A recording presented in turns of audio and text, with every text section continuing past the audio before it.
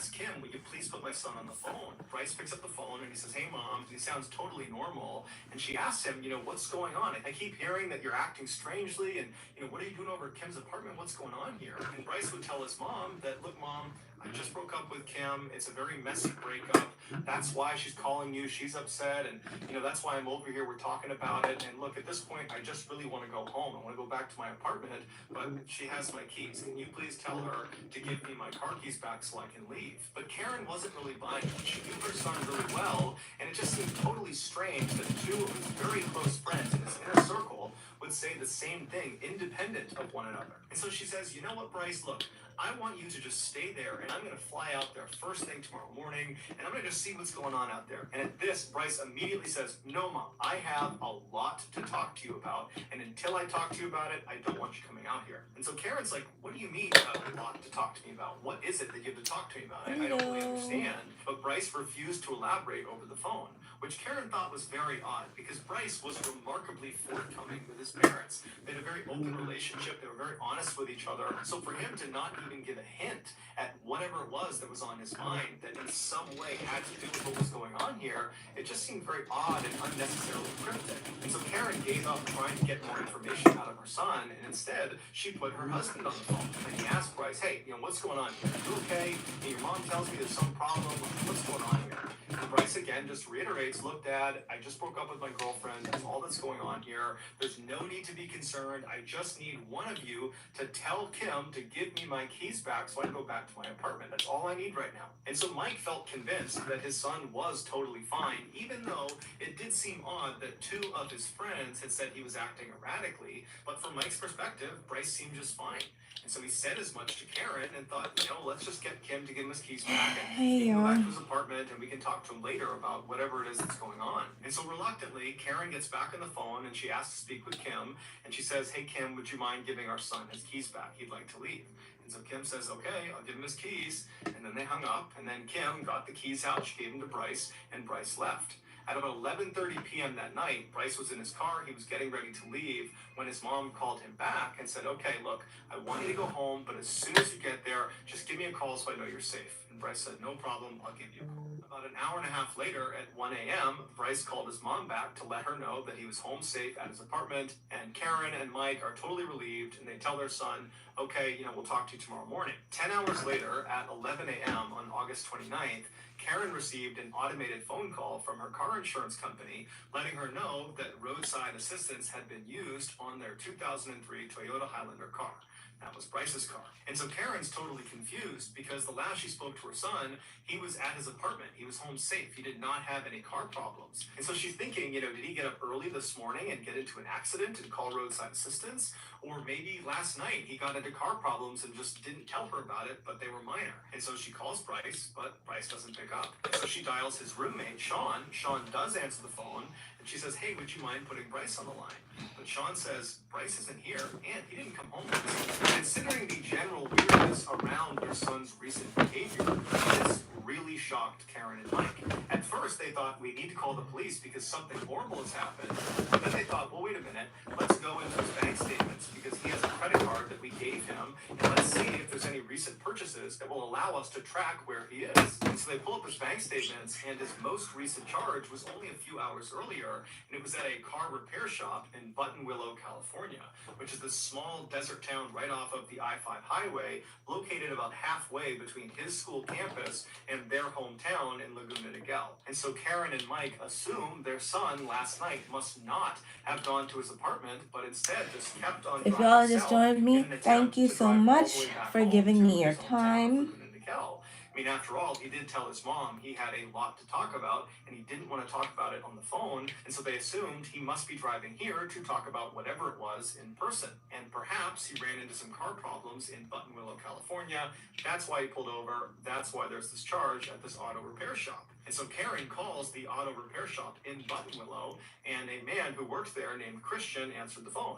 And so Karen asked him, have you seen my son? He's got red hair. He's got a tattoo on his arm. He's driving a 2003 Toyota Toyota Highlander. And Christian says, oh, yeah, we saw him a couple of hours ago. We responded to his roadside assistance call. He ran out of gas on the I-5 highway. He pulled into a rest stop, and we drove to that rest stop, and we gave him gas. And so Karen asked Christian, did my son indicate where he was going next?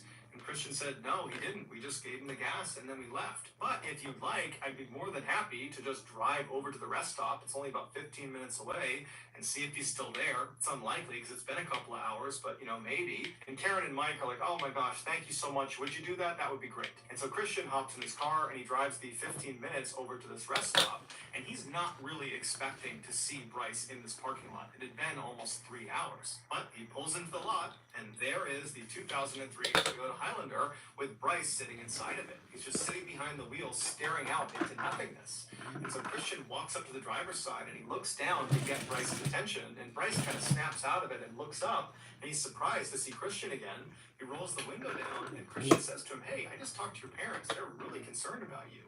You got to talk to them.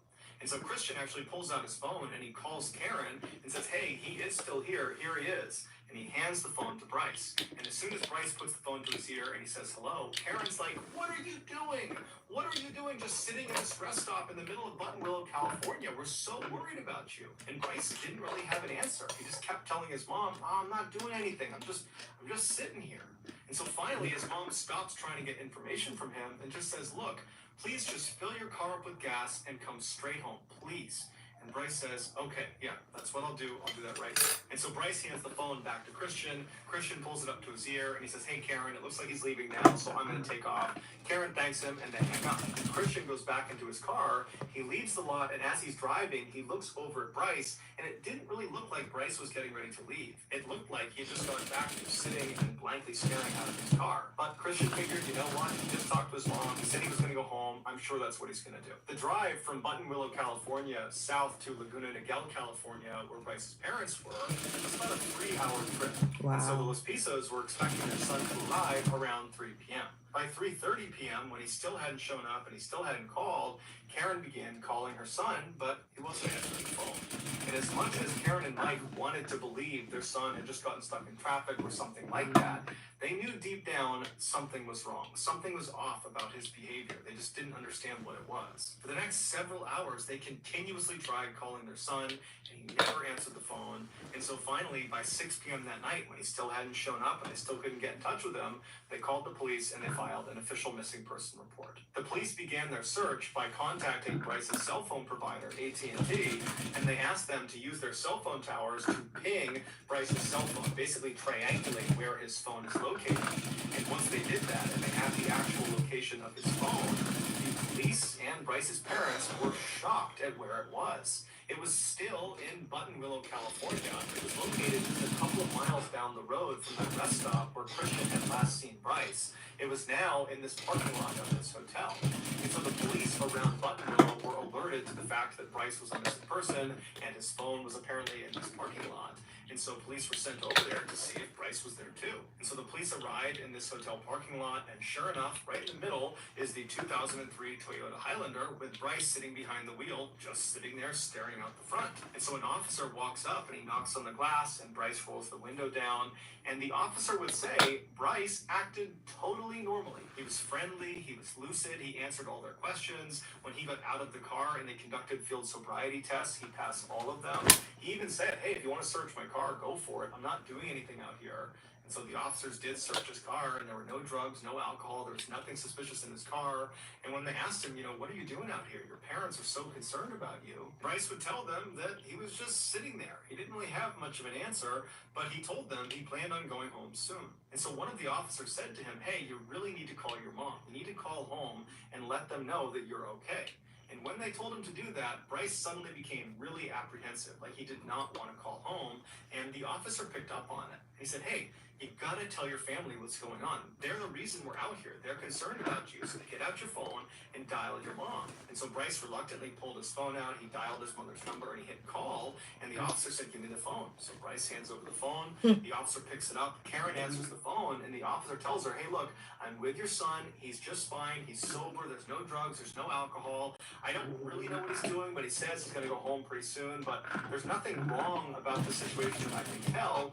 you need to talk to your son and figure out what's going on. And so he hands the phone over to Bryce. Bryce picks it up, and Karen says to him, what's going on? Why are you still in Buttonwillow? It's been like 9 hours. And Bryce really didn't give her an answer to any of her questions. He kind of deflected all of them. He said, he's home soon, and don't worry about it. I'm just sitting here. There's nothing to worry about. So finally, Karen just stopped trying to pull information out of her son. She could tell that, again, he was not going to tell her what's going on. And so she changed her tactic, and she told her son very gently, Bryce, please just go get a bite to eat, get a cup of coffee, kind of get yourself together here, and then please just drive home. It's only a few hours away. Drive home, and we can talk about whatever problems you have, but you just gotta drive home. You gotta leave Buttonwillow. You gotta come home. And at this, Bryce says to Mom, you know what? Okay, I'm sorry. I'll be home in a few hours.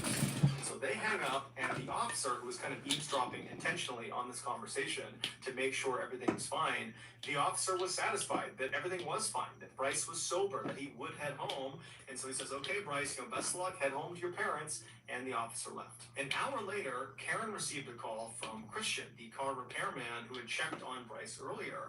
And he was actually returning one of Karen's calls. She'd called him sometime. He didn't get back to her. And so he was Jessie, how are you? I am doing good. Hope you've been well.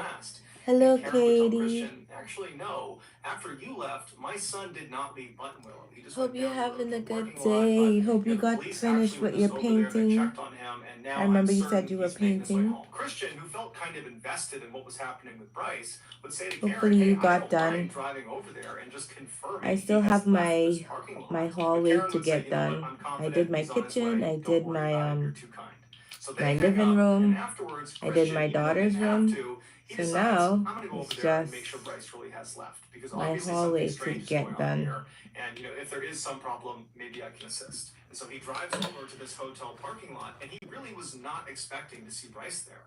But he pulls into the lot, and who's still in the middle of the lot but Bryce in his 2003 Toyota Highlander? What the heck wrong with this guy? Car. And so this time, Christian pulls up right next to him, he parks the car, he walks right up to the window, and he's a little bit more forceful, friendly, but forceful with Bryce. He has him roll the window down, and Bryce obviously is very surprised to see Christian again. It's the third time he's seen this car repairman, and Christian says to him, hey, Bryce, you need to go home. Your parents are so worried about you. You need to leave right now. In fact, I'm going to watch you leave, and then I'm going to follow you onto the highway to make sure you're going home. And so Bryce was a little bit taken aback at how forceful he was being, but he would also say, okay, yeah, all right, let's leave. And so Christian gets back in his car, and he goes right behind Bryce. And after a few seconds, Bryce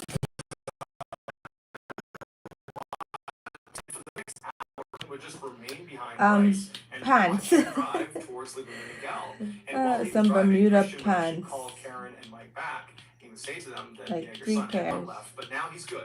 He's on the highway. I'm right behind him. He'll be home soon. And so when Christian and Bryce made it to the last leg on the way to Laguna Niguel, Christian was confident that Bryce was fine and he would get home under his own steam. He wasn't driving erratically. Everything seemed normal. And so Christian pulled up alongside Bryce. He waved to him to say, I'm leaving. And then he turned around and he headed back to Buttonwillow. Shortly after this, Karen called Bryce. Bryce picked up the phone. He's still driving. And Karen tells him, okay, you're going to give me landmarks of the things you're seeing as you're driving so that I know you're actually driving home. But Bryce refused to give them to her. He would say, oh, I can't see anything out my window. It's too dark and I don't know where anything is. And so despite Karen and Mike getting how was your day? saying, come on, tell us something. Give us a sign, a road sign, anything. Tell us anything around you. Bryce didn't give them any information. And so finally, at about 2 a.m., when Bryce really should have been in Laguna Niguel or very close, he tells his parents over the phone that he's too tired to continue and he needs to pull over and take a nap. At first, his parents urged him to just keep on going. Come home. You can sleep as long as you want when you get here. But as they were saying it, they realized their son had been awake. They are great. Today is Mr. Kalen's birthday. So it does kind of make sense for him to pull over and take a nap. And so it's said, his okay, third pull birthday over, but today. as soon as you wake up, you need to call us so we know you're back on the road. So Bryce says, no problem, I'll do that.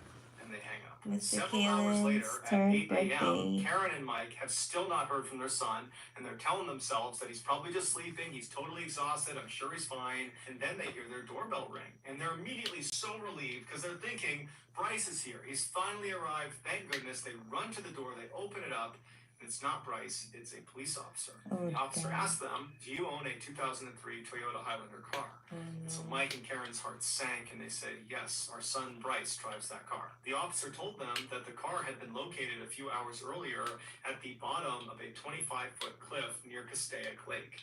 Castaic Lake is about halfway between Buttonwillow and Laguna Niguel. They told the parents that there was no sign of a driver. Bryce was not there. They did find 2 small drops of blood inside the vehicle, but beyond that, there was no indication that Bryce had sustained life-threatening injuries from this crash. They said the back window of the vehicle had been broken from the inside, indicating that Bryce had escaped the wreck by punching out that window.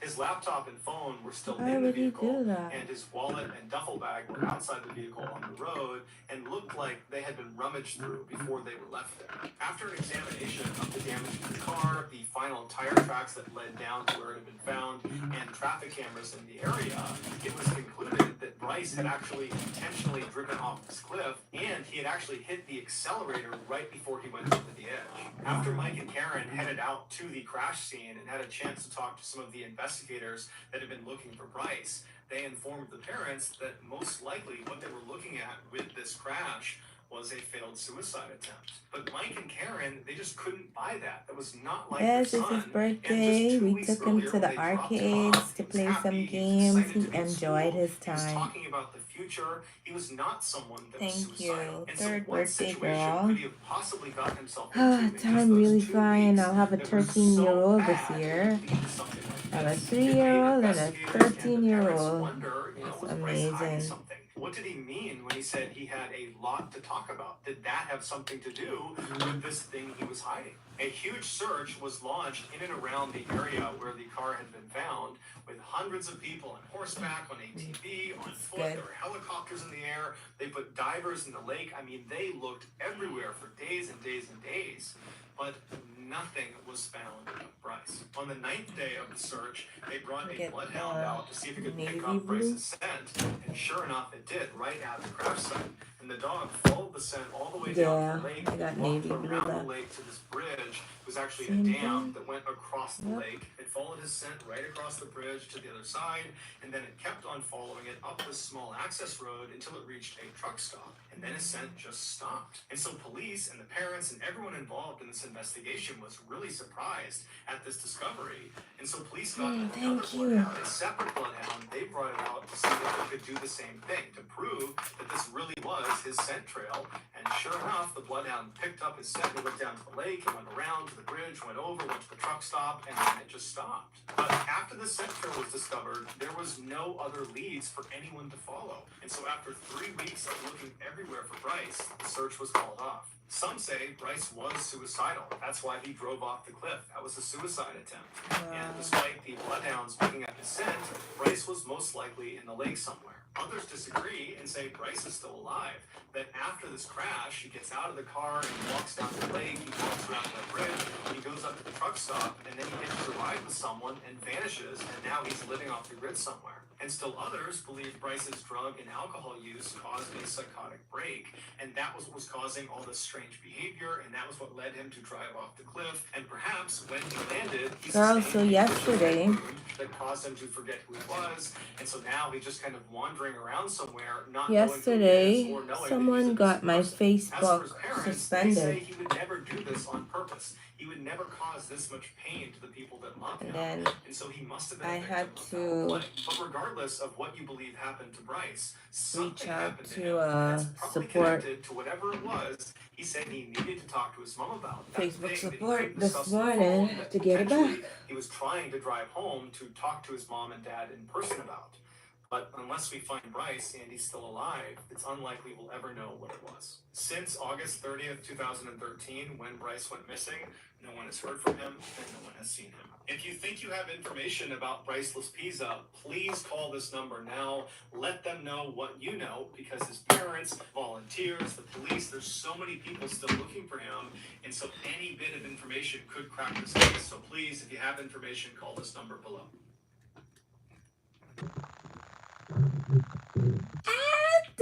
Thank you, period.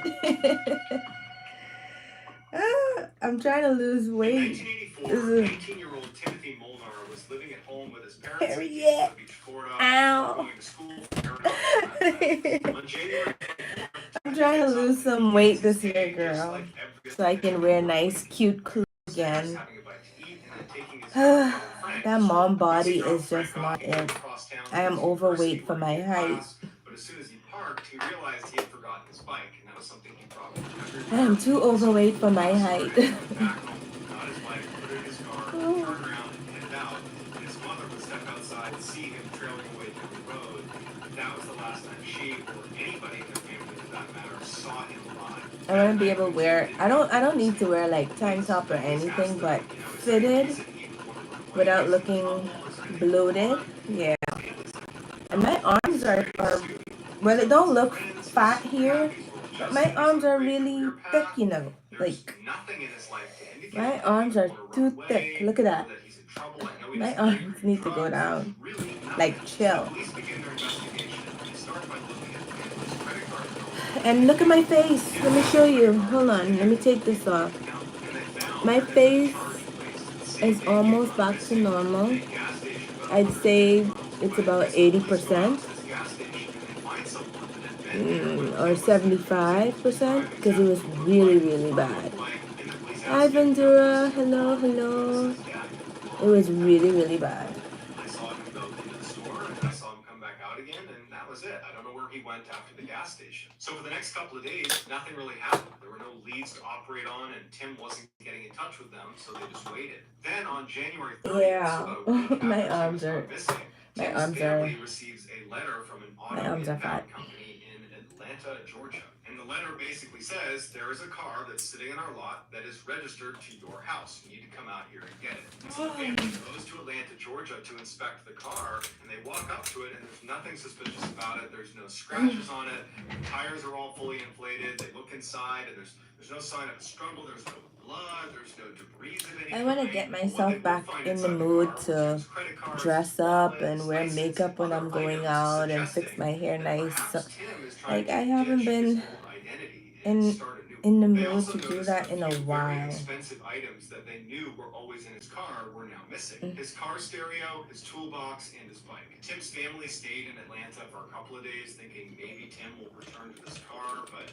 after a couple of days, it was clear that they weren't doing anything sitting there, so they went back to Florida. When they got back, they looked inside of Tim's room a little bit more closely, and they discovered that none of his clothes had been taken. There was no suitcase taken. It was like he left with just the clothes on his back. They also checked his savings account, and he had taken all the money out, but left $10 in there. And the family believed that by leaving that $10, what he was really saying is, I'm going to come back someday. But he didn't come back, and they never, ever heard about him again. It was like he just vanished. A decade after Tim went missing, the TV show Unsolved Mysteries aired a segment about Timothy and his disappearance. Well, I am sleepy. But I'm coming back on live tomorrow because I still have that dress I'm working on. So I'll come on tomorrow sometime. He told them the story about how 10 years earlier he was walking around this forested area in Wisconsin when he came to a clearing in the middle of this forest, and he saw this lump in the middle of the ground. He didn't know what it was. It was winter time, so he couldn't tell if it was wood or an animal. And he walked up to it, and he looked down, and he realized there was this huge block of ice. And when he brushed the snow off the top, he couldn't believe what he was seeing. Inside of this huge block of ice is the dead body of a young man. Cole would immediately call the police, who would show up. They would get the body out of the ice, but there was no identifying information on him. And he was very badly decomposed at this point, and so they had no way to identify him. And so he was buried, and he was unclaimed. But from the second Steve saw that dead body in the ice, that image was seared into his mind. And so when the TV show Unsolved Mysteries put a picture of Tim up on the screen saying, if you've seen this guy, let us know, Steven's like, oh my gosh, I recognize those clothes. That's the guy who was dead in the ice block. And so the police go to Wisconsin, they dig up the body that was inside of the ice, they do a DNA test, and sure enough, it's Tim Boulder. Even though Tim's body was almost completely skeletonized at this point, the coroner said there's no sign of trauma to his body. None. However, they weren't able to determine a cause of death. To this, I bought a system, black soap.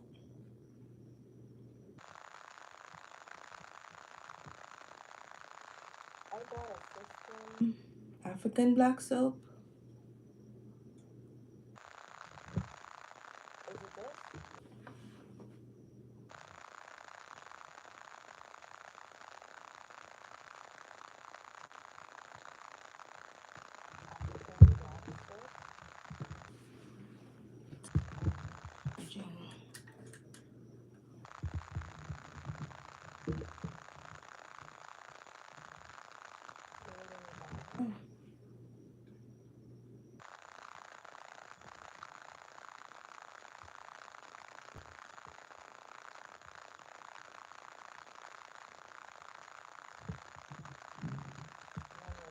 On Amazon if they have it.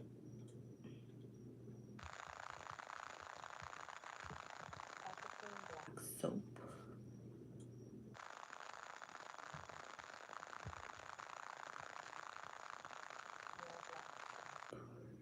Raw African black soap.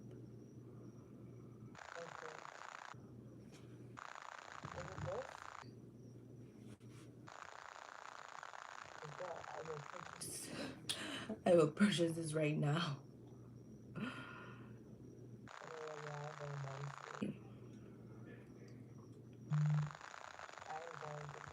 Oh, thank you. But I did buy, I did purchase a system. So it's called, oh gosh, what's it called again? So bad. I saw it, I'm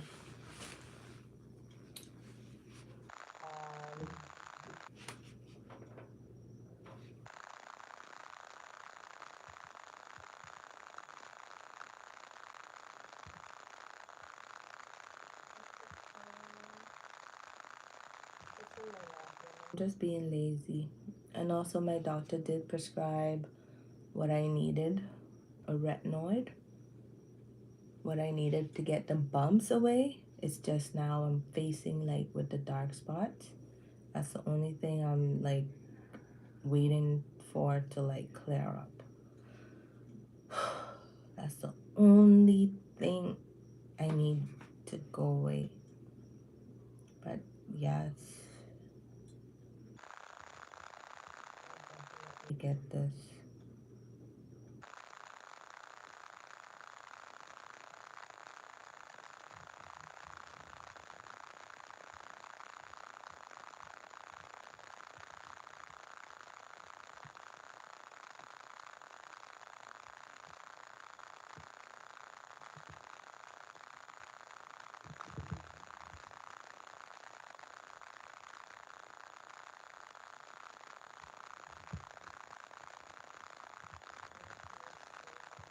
Well, I hope it works, because I'm gonna need it. Thank you. That, yes.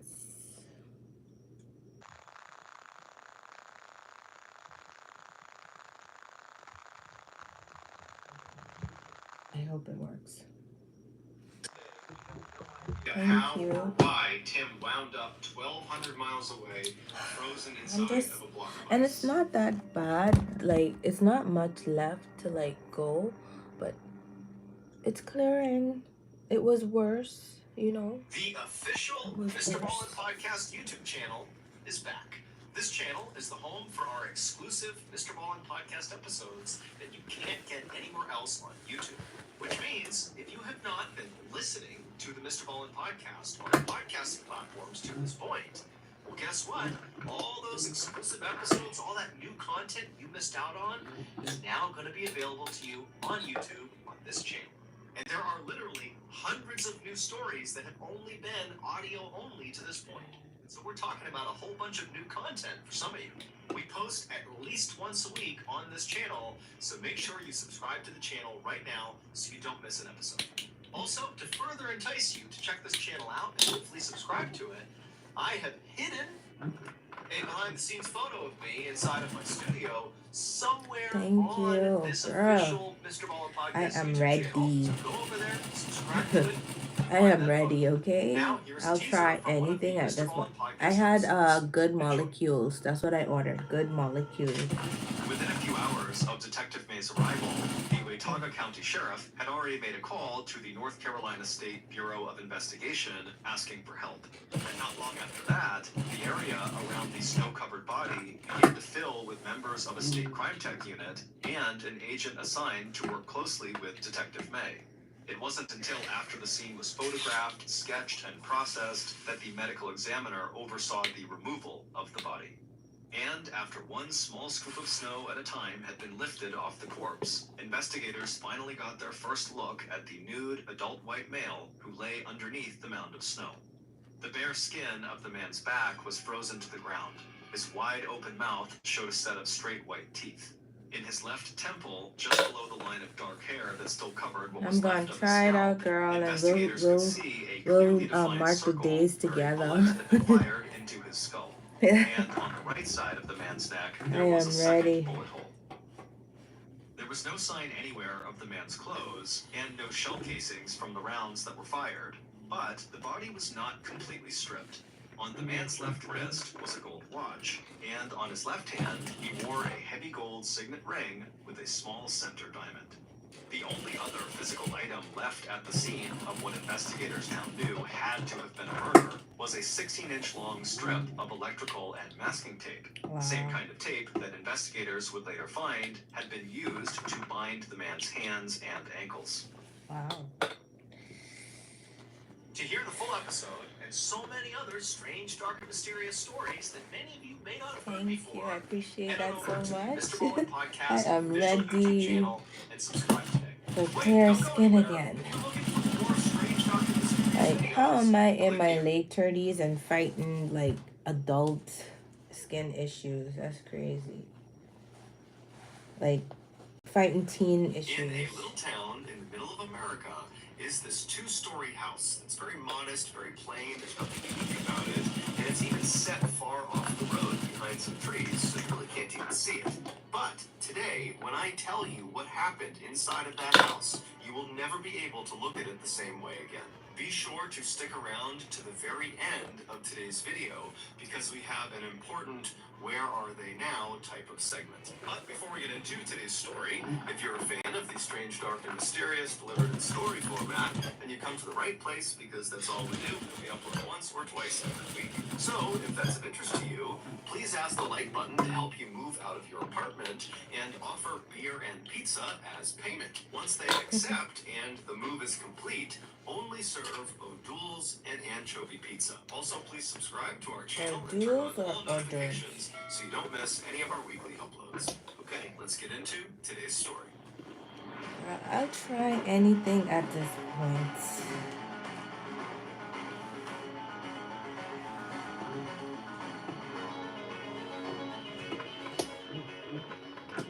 Located in the middle of America is a little town called Hartford, Wisconsin. Downtown, they have the biggest automobile museum in all of Wisconsin. They also have a bowling alley called Dave's Lanes, which sells cheap beer and the best frozen pizza in town. Around the corner from the museum and Dave's Lanes are two other very popular local spots. One is called Scoop DeVille, which is an ice cream parlor that's themed like it's the 1950s, and they specialize in raspberry sundaes. And the other popular spot is called the Mine Shaft, and it's this big family-friendly restaurant that offers Shoot, I comfort almost food went and across arcade that. games. On I do warmer not days, like you to can sew find residents across of Hartford out on the many these walking type of trails zippers. of Woodlawn and Willowbrook, which are two big, very well-maintained parks that are right outside of the downtown area. And on virtually any day, whether it's warm or cold, you can find Hartford residents packed into the Shower Arts Center, which is a local theater, to watch the local theater troupe perform. But none of these attractions are why anybody knows about Hartford, Wisconsin. The reason we know about Hartford, Wisconsin is because of Jessie Blodgett. Jessie Blodgett was a miracle. She was born just outside of Atlanta, Georgia in 1994 to her loving parents, Buck and Joy Blodgett.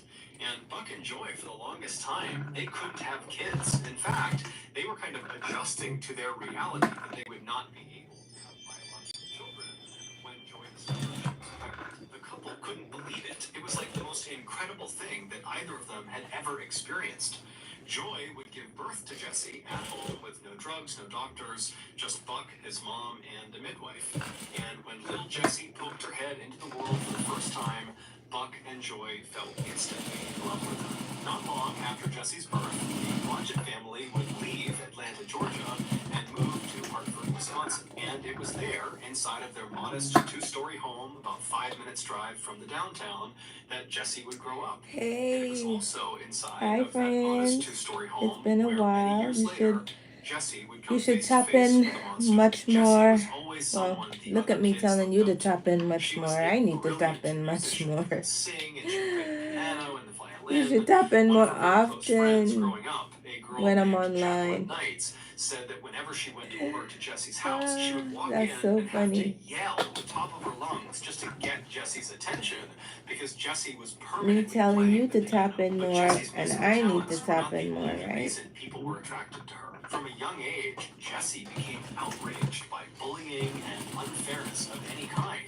And so very quickly, she developed a very strong moral compass. She became a fierce defender of animal rights, environmentalism, sustainability, social justice, and ultimately ending violence against women. Hello, By the time she Connor. graduated Thank from high school in you. Shout out to 2012, Jessie Connor. had become very popular amongst her peers and also Thank amongst you so teachers much for and the parents. subscription. Jessie just came off Thank you, as someone thank who was you. wise beyond her years. Jessie always talked Hope about you had a wanting to great change the day. world, and after high school, she kind of figured out how she was going to do that. She decided she would study to become a choir director for either a university or a high school, because through that role, she would be able to teach and mentor upwards of 100 young lives every single year. So in the fall of 2012, Jessie would leave Hartford and head off to the University of Wisconsin in Milwaukee, which is about an hour southeast of Hartford, and there she would enroll in their musical education program.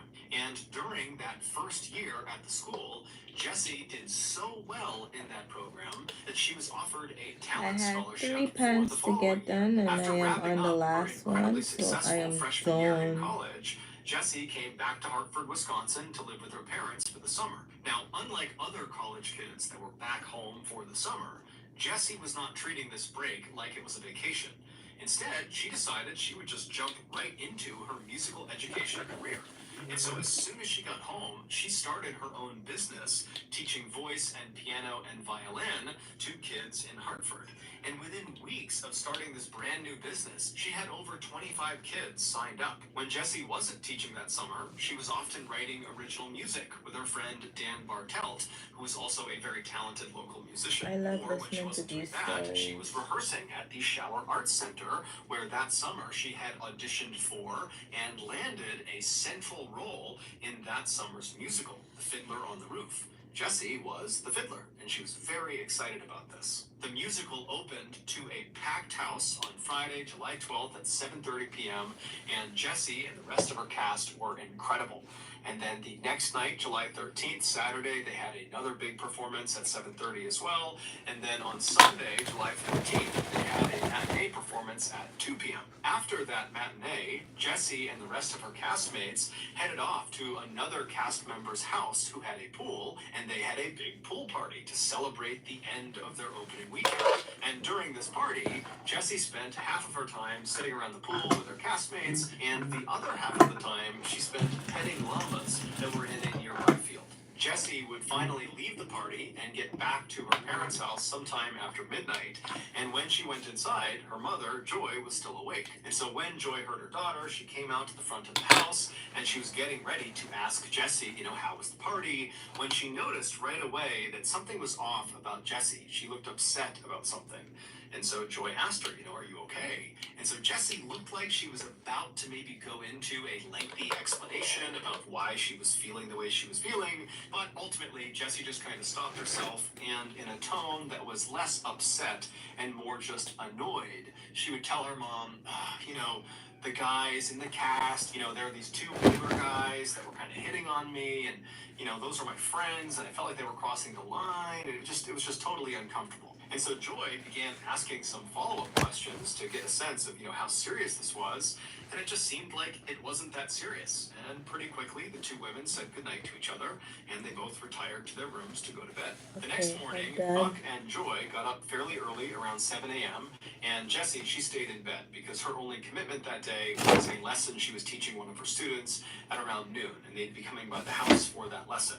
And so her parents knew she was sleeping in, and so Alright, Buck y'all, and Joy, I'm they're going finished. about their What's morning that hidden routine. message? Buck left ahead of Joy Oh, probably around 7 or Maya. 7:30. Hello, And hello. then at How are 8 you? a.m., Joy, right before she left the house, she brought That's some laundry Maya. up to Jessie's Alright, room. y'all, So she I opens am Jessie's done. door, she goes inside, So Jessie's asleep, I'm gonna head and out, Joy, and she I'll puts see the y'all laundry tomorrow. down, and she Hopefully a considers bit going over earlier. and waking her daughter up just to say good morning and maybe goodbye. But she thought Yeah, to herself, thank you so Jessie much for never gets a sticking chance to sleep around. in. She's I'll always see got y'all something going tomorrow on, to finish and so this I'll let her sleep. And so Joy just quietly left the room, reception she shut dress, the door behind her, and she engagement headed off to dress. work. And around noon, Jessie, Joy I'll would see you leave her later, office and head back girlfriend. home for And her I can't lunch wait break. for my soap And to so when she walked arrive. into her Give that a home, she try. was expecting to see Jessie awake Thank you because so Jessie much for had that. one of her students arriving any time. Bye. But when I'll she see you walked tomorrow. inside, the house was silent. Jessie was not downstairs. She apparently was not awake. And Joy had seen her car out in the driveway, so she knew she hadn't left. And so, kind of annoyed, Joy walked to the foot of the stairs and she yelled upstairs for Jessie to wake up. Hey, your student's going to be here any minute. And then Joy left